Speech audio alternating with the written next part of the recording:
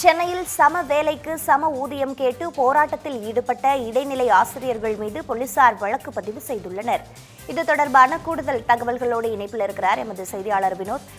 தற்பொழுது போராட்டத்தில் ஈடுபட்டிருக்கிறவர்கள் வைக்கக்கூடிய கோரிக்கைகள் என்னவாக இருக்கின்றன? கள தகவல்கள் என்ன? வணக்கம் சீதா. சென்னையில் 6வது நாளாக போராட்டம் நடத்தி வந்த இடைநிலை ஆசிரியர்கள் மீது தற்பொழுது நுங்கம்பாக்கம் போலீசார் வழக்கு பதிவு என்பது செய்திருக்கிறார்கள். சம வேலைக்கு சம ஊதியம் வழங்க கோரி தமிழகம் முழுவதும் இருக்கக்கூடிய இடைநிலை ஆசிரியர்கள் தலைமையகமான சென்னைக்கு வந்து தொடர்ந்து 6வது நாளாக போராட்டம் என்பதை நடத்தி வருகிறார்கள். குறிப்பாக நேற்று 6வது நாளாக சென்னை நுங்கம்பாக்கத்தில் இருக்கக்கூடிய டிபிஐ வளாகத்திற்கு அருகில் உள்ள சாலையின் ஓரமாக 1000க்கும் மேற்பட்ட இடைநிலை ஆசிரியர்கள் அமர்ந்து கொண்டு போராட்டத்தில் ஈடுபட்டு வந்தார்கள். குறிப்பாக போராட்டத்தில் ஈடுபட்டவர்கள் அனைவரும் எங்களுக்கு சம வேலைக்கு சம ஊதியம் வேண்டும் என்றுதான் தொடர்ந்து 6வது நாளாக போராட்டம் நடத்தி வருவதாகவும் இந்த கோரிக்கை உடனடியாக நிறைவேற்றப்பட வேண்டும் என்றுதான் இந்த போராட்டம் நடத்தப்பட்டு வருவதாகவும் இடைநிலை ஆசிரியர்கள் தெரிவித்திருந்தனர்.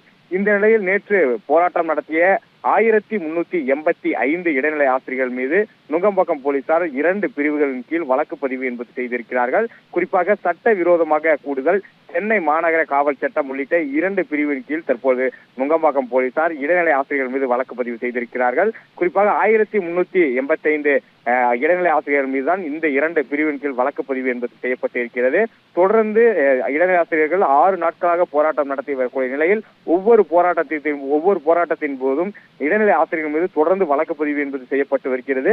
இது குறித்து கூட இடைநிலை ஆசிரியர்கள் தெரிவிக்கையில், தங்கள் மீது நாங்கள் அகிம்சை வழியில் தான் போராட்டத்தை நடத்தி வருகிறோம், ஆனாலும் தங்கள் மீது வழக்கு பதிவு என்பது தொடர்ந்து செய்யப்பட்டு வருவதாகவும் எத்தனை வழக்குகள் போட்டாலும் நாங்கள் எதிர்கொள்ள தயாராக இருக்கின்றோம் என்ற ஒரு கருத்தையும் நேற்று போராட்டத்தின் போதே இடைநிலை ஆசிரியர்கள் தெரிவித்திருந்தார்கள்.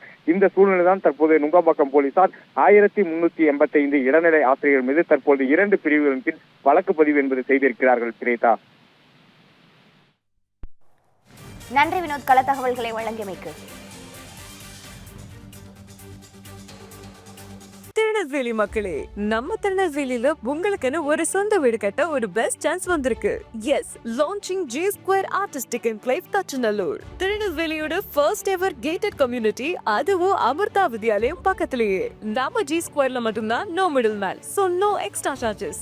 அதனாலேயே market price 30 lakhs per cent இருக்கும்போது G Square பிரைஸ் ஒரு சென்ட்டுக்கு வெறும் 6.9 lakhsல கொடுக்க முடியுது. திருநெல்வேலியில எங்க வேணா தேடி பாருங்க, இதை விட கம்மியான பிரைஸ்ல இவ்ளோ தரமான கம்யூனிட்டி கிடைக்க வாய்ப்பே இல்ல. சோ சான்ஸ் மிஸ் பண்ணாம இன்னைக்கே உங்க பிளாட்டை புக் பண்ணிருங்க. G Square Artistic Enclave.